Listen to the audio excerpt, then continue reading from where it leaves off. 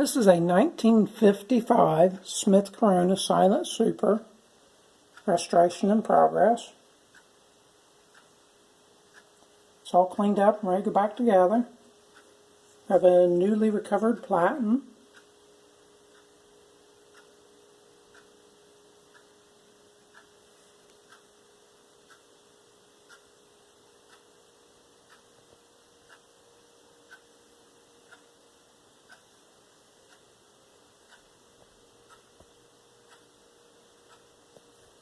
The finish on this one's in really good shape.